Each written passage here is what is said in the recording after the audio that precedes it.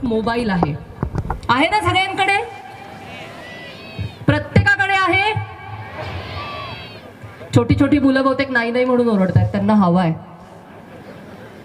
सगळ्यांच्या हातात मोबाईल आहे आणि त्या मोबाईलचे प्रश्न हे वेगवेगळ्या स्तरांवरती आता दिसायला लागलेले आहेत.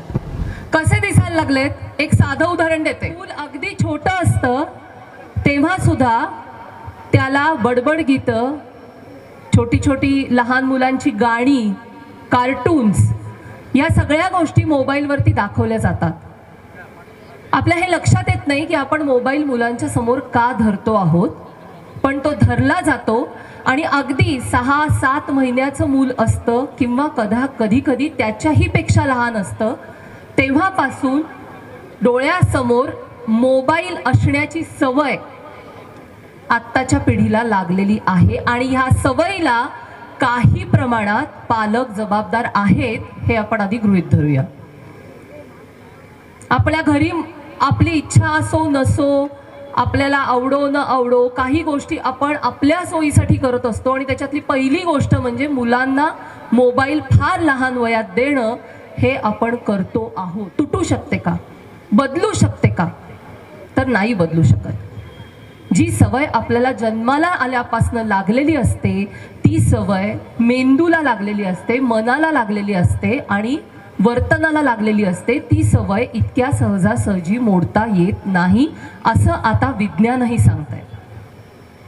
त्यामुळे ह्याच्या पुढच्या काळामध्ये निदान लहान मुलांना मोबाईल देताना आपण 4 वेळा विचार करू शकतो का? खरंच मुलांना इतक्या लहान वयात 6 आणि 7 महिन्याचं असताना मोबाईल दाखवण्याची गरज आहे का?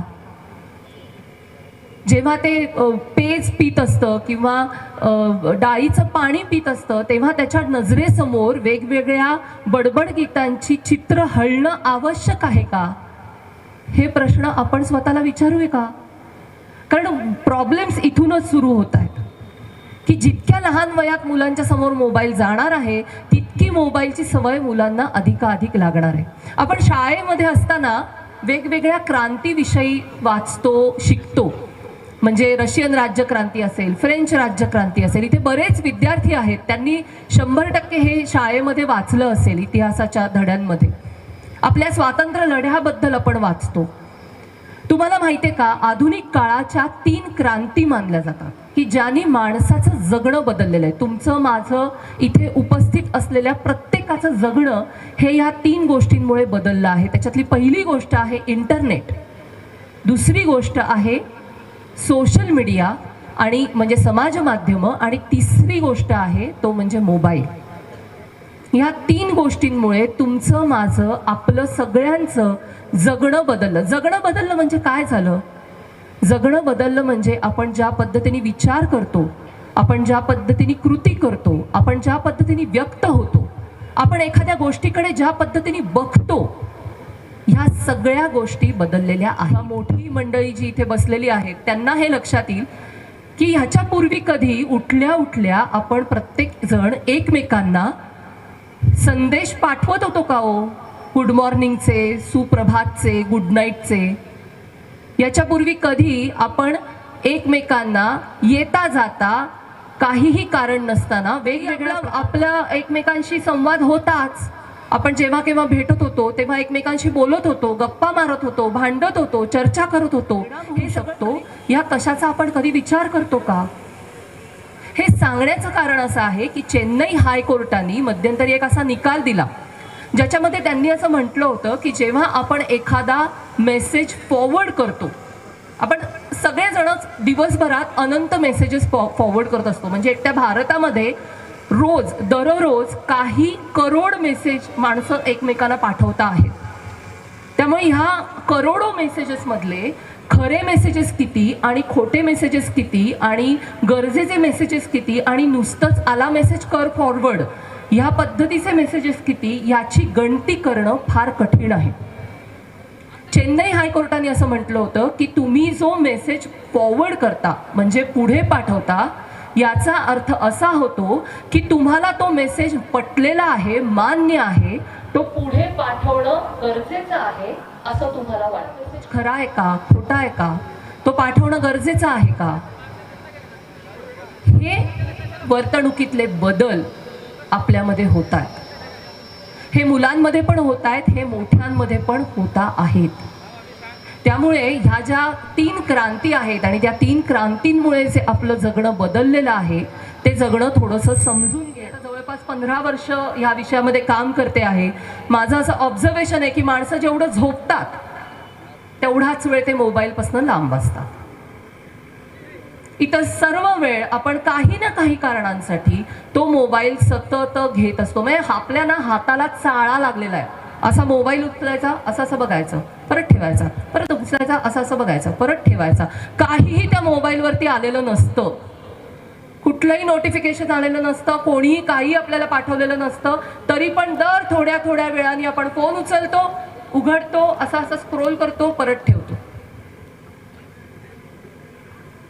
हे बदल आहेत जे आपल्यामध्ये होत आहेत. मी सुरुवातीला जे म्हटलं की 3 क्रांतींनी आपल्या आयुष्यात बदल केले, हे असे अनेक छोटे छोटे बदल आपल्या जगण्यामध्ये आता होऊ लागलेले आहेत आणि म्हणून आपण सगळ्यांनी अलर्ट होण्याची खूप जास्त गरज आहे.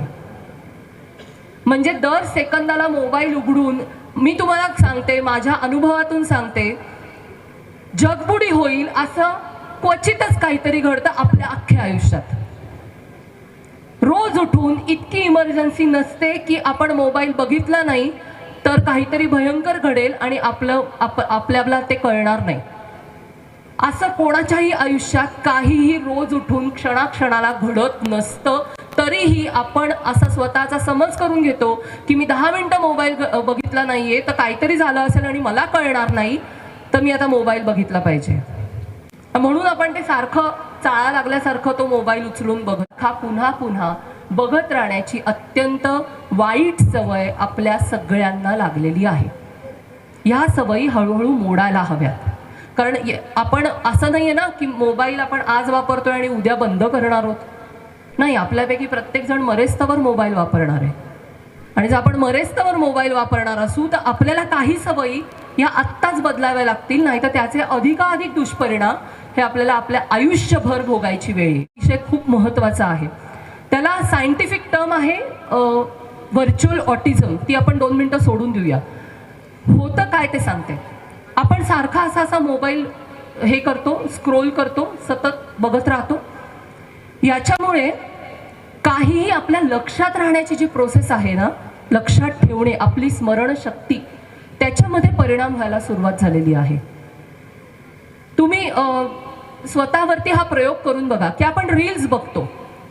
अर्धा तास आपण इंस्टाग्राम किंवा यूट्यूबवरती शॉर्ट्स किंवा इंस्टाग्रामवरती रील्स बघतोय. किती रील्स आपल्या लक्षात राहतात? अर्धा ते पाऊण तास जेव्हा आपण रील्स बघतो, आपल्या 2 तरी रील्स लक्षात राहतात का? नाही राहत. हार्डली एखादं रील, ते सुद्धा फारच हटके असेल, फारच वेगळं असेल, काहीतरी फारच महत्त्वाचं त्या रीलमध्ये सांगितलेलं असेल तर ते रील आपल्या लक्षात राहतं. अदरवाईज आपल्या काहीही लक्षात राहत नाही. म्हणजे आपण काय करतो, आपण बघतो आणि पुढे जातो, बघतो आणि पुढे जातो. मेंदूची प्रक्रिया ही बघणं, म्हणजे बघणं, ऐकणं, वाचणं सेकंदाचा भाग असतो. त्याच्यामुळे त्या पॅटर्नमध्ये त्याच्यावरती तुम्ही विचार करावा, प्रोसेस करावी ही अपेक्षाच नाहीये. पण जर आपण सातत्याने ते बघत राहिलो तर आपल्या मेंदूला असा सिग्नल जाण्याची खूप दाट शक्यता असते की काही लक्षात ठेवू नकोस, बघ आणि पुढे जा, बघ आणि पुढे जा.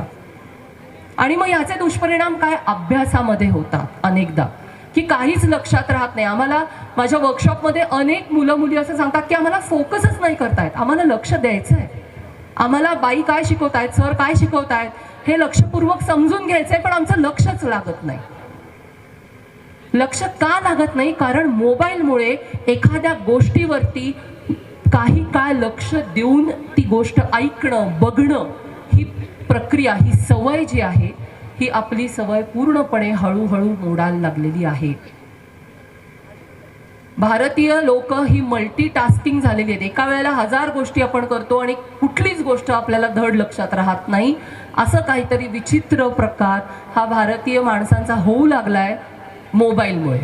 ज्या बदलांमुळे, हे जे मोबाईल, इंटरनेट आणि सोशल मीडियामुळे आपल्यामध्ये ज्या काही वर्तणुकीचे बदल हळूहळू होत आहेत, ते रिव्हर्स करू शकतो का आपण, ते परत आपण मूळ पदावर येऊ शकतो का, आपली घसरलेली गाडी पुन्हा रुळावर आणू शकतो का, याचा विचार आपल्या सगळ्यांना एकत्रितपणे करावा लागणार आहे.